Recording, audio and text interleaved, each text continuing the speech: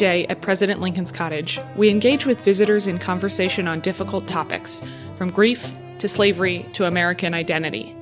Visitors, young and old alike, come here from next door and from around the globe. And occasionally we get a question on a tour that stops us in our tracks, one we wish we could spend a half hour answering. Some of these questions on their face seem innocent or simple, but on a second look they contain a level of complexity that leaves us wanting to know more. Each episode will investigate a single, real question a visitor asked us here. At President Lincoln's cottage, we're storytellers, historians, and truth seekers, so we called on people whose expertise could speak to all the facets of these questions. I'm Callie Hawkins. And I'm Joan Cummins. This is Q and Abe. Come on down the rabbit hole with us. Let's take that half hour now. For this episode, we're exploring the question, who did Lincoln trust the most? This question was one of those that came to us after the tour proper was over, which always indicates to me that a visitor has been percolating on something for a while. The visitor asked our colleague Lydia, who led his tour, and she popped in to talk to me about it, but I didn't really have a great answer either. We needed an expert. So, to start with some context, we spoke to Sandy Goldberg, a philosopher at Northwestern University. What is trust in the first place? So, trust is typically described as a kind of attitude that we have when we are interacting with other people. It's often described as a way that we have of relying on them. It's often described as a kind of reliance. So you think about, for example, you can rely on your next door neighbor. And if you think about the reasons that you might rely on your next door neighbor, it might be just because she tends to do something every day. Like, for example, she waters her plants at exactly 8 o'clock every morning. And so you know that when she's out there, it's 8 o'clock. You rely on her for that. Trust would appear to be a special kind of this reliance, where you rely on them for a special kind of reason. And a lot of the debate in philosophy is, what's the nature of that reason? Go back to the next door neighbor who waters her plants every morning. If you just rely on the fact that she does this every morning, you wouldn't be said to trust her. So what's distinctive about trusting someone?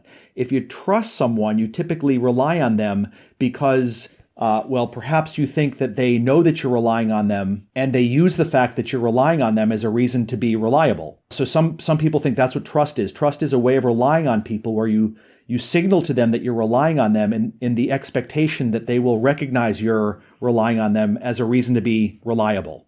That's one possible way of thinking about what it is to trust someone. Here's another one. This one is owed to Annette Beyer, who is a very influential philosopher who was at the University of Pittsburgh for many years. She said that what it is to trust someone is it's to rely on them out of a sense that they will exhibit goodwill towards you.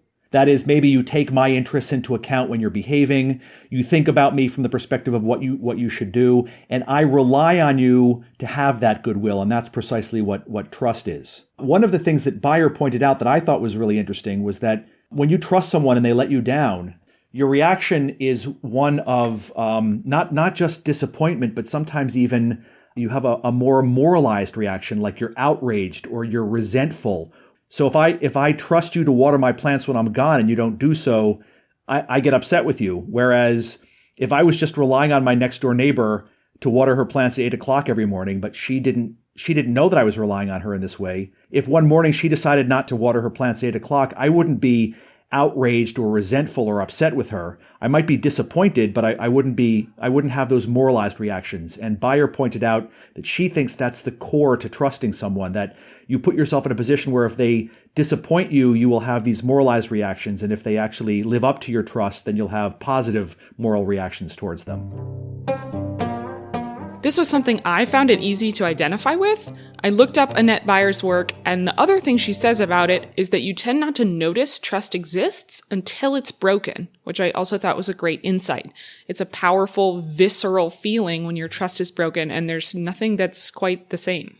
Absolutely. So as I was thinking about this, I immediately thought of a book I recently read by Brené Brown. She's a social scientist and self-described researcher, storyteller, and Texan, whose work is focused on shame, courage, and vulnerability. She wrote that trust came up a lot in her research on shame and vulnerability, so she wanted to try to understand it a little better. When we say we trust someone, what do we actually mean by that? A definition that she came across from Charles Feldman that really meant a lot to me is that, quote, trust is choosing to make something important to you vulnerable to the actions of someone else, end quote. I can't help but think then about the opposite of trust in this context, which is betrayal. And to me, that is why broken trust or distrust is just so incredibly hurtful. I also appreciate how she talks about trust as something that is built slowly and in small ways. And it got me thinking about the people I trust most in my life. And it's certainly true for me that trust was built over time and in very small ways. It's interesting to think about something that is built slowly in small ways can be destroyed very quickly. And I think that's where the vulnerability piece is particularly potent for me. Sandy also mentioned that we may not notice all the ways we place our trust in others throughout the day. It's hard to notice exactly when we're acting on trust and when we're not acting on trust. I mean, if you tried to catalog the number of events on a daily basis when you are acting on trust, my guess is that in any arbitrary hour of the day, you probably could come up with 50 different events. And that's my guess as to why we don't always pay attention to our trusting relationships. Now, what about Lincoln? Who did he trust? We spoke to Harold Holzer, director of Hunter College's Roosevelt House Public Policy Institute, renowned Lincoln scholar and a wonderful friend to President Lincoln's cottage, and member of our scholarly advisory group. Lincoln trusted different people to different degrees at different stages of his life. That sounds like a cop-out, but there were several Lincolns. During his presidential years, I think William Seward himself. They were fellow aspirants for the presidency in 1860. They had known each other very little, meeting, as far as we know, only once in Boston in the late 1840s, when Lincoln was on a campaign speaking tour for Zachary Taylor for president. And as I say, when Seward became Secretary of State, within weeks he came to believe that Lincoln was not being aggressive enough in putting down secession, that he was waiting too long, that his administration had become bogged down in inertia. So he tried to secure more power for his position, kind of to become a de facto prime minister in the presence of a benign king. Well, Lincoln wasn't a benign king. He was an active leader of a republic, and he told Seward where to go, basically, and he told him to go back to the State Department and do his job. And from that moment on, William Seward was unwaveringly loyal to Abraham Lincoln, and I think Lincoln gave him complete and utter trust. He told Seward about all his political anxieties, and here's an example of trust, and it relates directly to the Soldiers' Home. Lincoln had drafted the Emancipation Proclamation in the summer of 1862, the early summer, and he announced to his cabinet in July that he wanted to promulgate an emancipation. Every member of his cabinet told him it was a bad idea, that it would hurt him in the forthcoming off-year elections. It would arouse slave rebellions. It was unconstitutional, on and on and on. Lincoln did not care what any of them said. But when William Seward spoke up and said he was afraid that without a Union victory to back up the strength of the administration, it would seem, as Seward said, like a last shriek on the retreat. And Lincoln believed in Seward enough, respected him enough, and trusted him enough to take that to heart. As Lincoln later said, that was the only excuse or explanation that he bought. So he agreed to table the proclamation. And the rest is history. He started going to the Soldiers' Home and slowly wrote a new draft of the proclamation on those hallowed grounds, so that by the time the Union won the Battle of Antietam in late summer, September, he went back and made history with the proclamation because he had trusted Seward not to do it too precipitously. Where do you think that trust was built up? How did Lincoln come to trust Seward? In one respect, you wouldn't think they would be a match made in heaven. Lincoln didn't smoke and Lincoln didn't drink, and Seward loved his whiskey, and he smoked cigars endlessly. And when Lincoln would walk from the White House across Lafayette Park to the Seward home, he would find Seward, like immersed in cigar smoke. I don't know what it was. And he was a New Yorker, he was a machine pal. Lincoln was a fast talker, Lincoln was a slow talking Westerner. I guess opposites attract. And Seward was a really good politician. He was a really smart guy. He had shared Lincoln's belief that a house divided cannot stand. He just said it in a different way without quoting the Bible and got in trouble for it. So I think they had that bond of understanding the slavery issue and that it had to be resolved. But no one can explain why personalities click. Both of us had sort of guessed that Edwin Stanton, the Secretary of War, might have been part of the answer to this question because we knew he was up here on the grounds with Lincoln. Here's what Harold had to say about that. I mean, trust, absolutely, in Stanton. But he wasn't exactly the guy that Lincoln enjoyed hanging out with. I mean, Stanton was all business. He was grim as anything. He called him Mars, the god of war. But, for hanging out and talking politics and laughing and exchanging bad jokes, I think Seward was the man. And he sort of enjoyed the fact that Seward swore a lot. Trust is a different thing than companionship. He thought Stanton was loyal to the Union and a brilliant organizer. But he thought Seward was a really smart politician. And what did Lincoln really like to talk about more than anything? Politics. We had also, in our conversation with Sandy, talked about the difference between trusting someone to do something, especially their job, and trusting them with, say, your secrets. Harold had a Lincoln example to illustrate this idea. I'll give you a trust story about General Grant, though. So again, after Vicksburg in July 1863, Lincoln had great trust/faith in Grant. He was the guy at last who was going to fight the war and win the war. Well, Congress said and others said, you got to promote the man. He's out there in the West. He's technically under General Halleck. Halleck doesn't really like him. He's a little jealous. You got to give Grant preeminence. And in fact, the Congress agitated, and he had a lot of friends in Congress, Grant did, to make him lieutenant general. And nobody had held that rank permanently since George Washington. And that's a big move. Okay, did Lincoln trust Grant to make him lieutenant general? Well, he wanted to make sure first that Grant did not have designs on running for president in 1864. So Lincoln sent out word, I'm going to absolutely sign on to promoting Grant if I get word that he's not going to stab me in the back politically. So did he trust him at that point? Not so much. Trusted him to do his job, but wanted to make sure he wasn't going to knife him when it came to the presidency. We had a clear sense of who Lincoln had placed his trust in during his presidency. Sidney Blumenthal, who works on the political life of Abraham Lincoln and has experience in politics himself, spoke with us about a couple key figures in Lincoln's early life. Who did Lincoln need to trust in order to become president in the first place? The person who trusted Lincoln the most early in his life, who was most instrumental in Lincoln becoming Lincoln, was Mary Todd. Mary Todd came from an upper-class family in Lexington, Kentucky. She was a Southern belle. She had been brought to Springfield by her older sister to meet eligible bachelors who might be marriage material.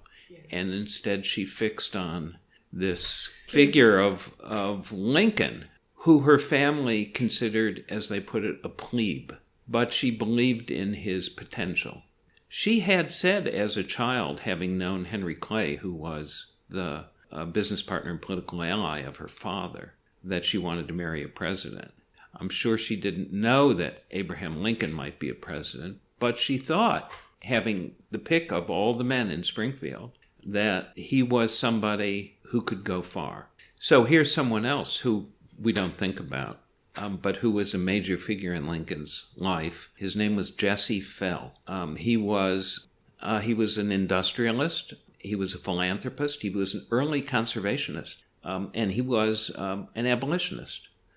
And it is Jesse, and he was also a very political person and one of the founders of the Illinois Republican Party. And it is Jesse Fell who comes to Lincoln and says, when he's running against Stephen A. Douglas in 1858 for the Senate, that you must debate him. You must pursue him. You must stalk him until he agrees to a debate. And Jesse Fell believed in Lincoln's ability to stand up to Douglas, who was ferocious, demagogic. He was a fearsome figure, but Jesse Fell felt that Lincoln could stand up to him. And as a result of that, the Lincoln-Douglas debates take place. And they are central in the making of Abraham Lincoln and the creation of his national reputation. Lincoln trusted many people, and he had to in order to advance his principles and his politics. So one of the people he trusts is David Davis, who is the maestro of their traveling troupe of lawyers through central Illinois. Large figure, booming voice, a figure of authority, and was a conservative old Whig who Lincoln was constantly trying to pacify from being angry at abolitionists or anybody who was at all more progressive than he was in his attitudes. And David Davis becomes the manager of his nomination struggle at the Republican Convention in 1860. Lincoln stays in Springfield. The convention's in Chicago. David Davis sets up the headquarters in a hotel in Chicago. He is the one who Lincoln has to trust to get him the nomination. And Davis, on his own, cuts the deals. Lincoln sends him a telegram. It says, make no contracts without informing me. And Davis says to the people around him, Lincoln ain't here. He's like, well, I'm going to do it anyway. And he did it anyway, and Lincoln got the nomination. So Lincoln had to trust in David Davis, and David Davis did what he thought he had to do. Does it sound like Lincoln had anybody he really trusted? I think so. I think it sounds like he had maybe a lot of people he really trusted. Really? For me, I heard all of those, and it sounds to me like there are different people he can give little different small pieces of his trust, but nobody he can actually trust with everything. Yeah, that's kind of interesting. I guess I was surprised that there wasn't more, at least in the people we talked with, there wasn't more made of his trust of Mary. And I think that it tends, I don't know, marriage seems to be one of the places in your life where people talk about the importance of trust, and where you tend to, I don't know. And it's very possible that I am throwing the baby out with the bathwater, and it is better to have many people you can trust with some things than to trust no one in the pursuit of the one person you can trust with everything. The other thing that came up in all of our conversations for this episode was the current political environment and where trust might be missing there. What kind of model might Lincoln's trust offer us for how to think about the relationship between presidents and the people? So here's my final thought on trust, and this occurred to me during this terrific conversation. Whom did Lincoln trust the most? This is going to sound corny, but how about the people? In his 1861 inaugural address, he wanted to stress that secession is legal because the majority rule is what this country was sustained on. The ability of elections to take place, and for the losers to say to the winners, we respect your victory, we will be loyal to you. So Lincoln says in Washington on March 4th, 1861, why should there not be a patient confidence in the ultimate justice of the people? So that's who Lincoln trusted the most. He trusted majority rule. Look at 1864. In August 1864, he's commuting to and from the soldiers' home, thinking, I'm not going to win this election, and I'm not going to take over the government, I'm not going to invalidate the election, and I'm not going to cancel the election. What an extraordinary thing to allow during a revolution, to let an election go forward. That never happened in world history until Iraq, by the way. So Lincoln has a trust in the voice of the people. And he goes to Washington from the soldiers' home one day, and he makes his cabinet sign a document, sight unseen, that commits them, maybe it would not have stood up in court, but commits them in principle to cooperating with the incoming administration to save the Union. That's trust in the people. If he wins, he'll continue his policies. If he loses, the people have spoken. Lincoln put his money where his mouth was on that kind of trust. presidents should be very careful about maintaining the public trust, because if you exaggerate enough times, then truth vanishes. I got so excited when Harold brought up the blind memorandum. It's one of my favorite stories about Lincoln. But back to Lincoln as a model for some of the trust issues we're currently experiencing. Here's what Sandy had to say. My impression is that there are many, many, many failures that go into this, and that the problems that we see with people not knowing who or what to trust are actually a symptom of a deeper problem. And that deeper problem, I think, is politics that has been unresponsive to many, many people, whether it's in the U.S. or in Europe or in many places in the world. I mean, Hong Kong, certainly, you see this in Brazil, you see this in many different places, that they're not responding to many of the people's preferences, to their desires, and this gives rise to a kind of anger that we see playing out in our politics these days. The failures of trust that we see these days is actually seriously a problem. It may actually be a symptom of a deeper cause. We talk these days about the concerns we have over populism. Concerns over populism are essentially concerns over how easily manipulated people can be. And if you have that fear, you probably won't be in a position where you're trusting the people to make good decisions. So I know that I'm always moved whenever I read Lincoln's words on that give expression to the extent to which he trusted the American people. And perhaps we could all learn a thing or two from those words these days. Sidney agreed with Harold. Presidents, to begin with, need to have trust in the government of the United States, in the Constitution of the United States. And without that, the government really doesn't work. Let me just say that Lincoln had trust in something larger even than people. He believed in the Constitution. He believed in saving the Union. And he believed in his idea of America. He believed in a new birth of freedom. He believed in the sacrifice of the soldiers and that it was for a greater cause. He believed in the place of the United States in the world as a beacon of freedom and liberty, the last best hope of earth. And because of all of those beliefs, and that ultimately there was in Americans the better angels of our nature, Lincoln was able to go on through the worst hardships. So that's an example and a model for all presidents.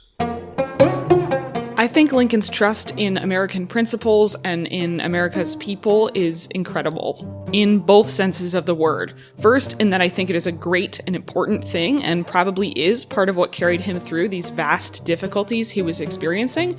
And secondly, in that I find it genuinely very difficult to understand. I don't know where he pulled his belief from that somehow it would all work out. And see, this made me start to wonder about how much Lincoln must have trusted himself. Another thing that Brené Brown talks about in her work is the importance of self-trust, particularly the idea that if you can't count on yourself, how can you expect others to count on you? That you can't ask other people to give you what you don't have. I imagine then that Lincoln must have trusted himself a lot. I was still left with a pressing question. Once trust is broken, can it ever be repaired? I have often wondered whether the way to think about that is not unlike the way to think about how the body repairs itself after you get injured. Suppose, for example, I end up scraping my knee badly and it starts bleeding and I end up having to put a bandage on it. And you ask the question, can my knee ever fully recover? And the answer is it does recover, but it always has that scar. And my guess, but I really want to make clear this is more of a guess than anything that I've thought about. My guess is that you can recover from a situation in which you violate another person's trust, though even in the best case scenario, there probably will be a scar. And the way to understand what that means is that it will always be more of a question in their mind after you violated their trust, whether you are doing that again. And that question will arise even after they have returned to trusting you. It will happen. It will occur to them more often than it had before they felt like you violated their trust. One of the things I like about that analogy also is that healing your knee will not be fine tomorrow. Correct. Right? It might Correct. be fine next week. And there are some ways you could hurt your leg that would not be fine for several years, right? And I think something similar can happen with relationships. That's correct. So for us today, why does it matter who Lincoln trusted? It's really, I love that question. My quick answer would be, it would tell you a bit about the character of the man Lincoln himself, if we had a sense of who he trusted most. It would tell us about his judgment, his capacity to discern the motives of others. It would, in general, it would just tell us a bit about his worldview, and that would be worth knowing. President can't accomplish anything without trust on various levels, including the people closest to him in his political party, among his staff, within the White House, within the cabinet. He requires people to support his program, his principles, and himself. I wish I could say herself. There have been cases of presidents who have misplaced trust. Among those who misplaced trust were obviously Warren G. Harding, who trusted all of his friends and who robbed the country blind and destroyed his presidency. And he died as the Teapot Dome scandal was unfolding. One reason it matters very much is that the people in whom he gave trust left us the most accurate and dependable reminiscences of him. And so we have their words and their recollections to fuel our own American history and our own history of Lincoln. Harold specifically mentioned the Ward Hill Lamon story, where Lamon repeated a fabricated story about Lincoln's dream for seeing his own death as an example of an untrustworthy source. You might recognize that story from our first episode, How Could Lincoln Sleep If Slavery Was Happening? It struck me that there's only so far we can get in seeking to know Lincoln's secrets, because if his people were really trustworthy, they won't have told anyone what they were. You know, I think one of the things about exploring this topic that was just so eye-opening for me is just how foundational trust really is. I mean, of course I knew it was important. Of course, I value it in my relationships with other people. But I think when I started to think more and more about that part that I quoted earlier about, you know, it's allowing yourself to be vulnerable with someone else and sort of trusting them, giving them the responsibility with that thing that you've shared. And that can, I mean, it can be beautiful or it can be just very dangerous. Yeah, really super dangerous. Yeah, and I think that's one of the things that really stuck with me, is that this is all invisible until something goes wrong. That it can be very easy for who you are trusting and what you are trusting them with to be subconscious and automatic, or just because of the circumstances that are happening without anybody really thinking about it, until something goes wrong, at which point it is the only thing anybody is thinking about. Absolutely. And the other piece kind of along those lines is just how slowly it's built, but how quickly it can all be dismantled. Right. And it is nearly impossible to move through the world without trusting anybody, in that even if you are just walking down the street, you are trusting the people around you to not do something bad to you. But if you want to build any kind of relationship with anyone, a deeper kind of trust is needed. I'll be honest, looking at this made me actually want to be more cautious with who I trust. I'm pretty paranoid about it already. I think you might be onto something. Well, that's what made me that's kind of where I ended up in terms of thinking about Lincoln, as it sounds incredibly lonely to be the president, because it doesn't seem to me like there would be anyone you could fully trust with all of the pieces of yourself. And I'm just sort of hopeful that the cottage can have provided Lincoln a place where he could be slightly less guarded and a little more of himself, at least some of the time. Maybe it's a reminder to all of us to think about who in your life do you trust, and what do you trust them with? How can you be more conscious in your trust? This episode was produced by me, Joan Cummins, and Callie Hawkins. Music for Q and Abe was written, performed, and is copyrighted by Clancy Newman. Q and Abe is possible thanks to generous supporters of President Lincoln's Cottage. To find out how you can support this podcast and other programming, visit www.lincolncottage.org. To the visitor whose question sparked this episode, thanks for sending us into uncomfortable territory. Comments, questions, write to us at podcast@lincolncottage.org or leave us a review on your podcast app. President Lincoln's Cottage is a home for brave ideas. Stay curious.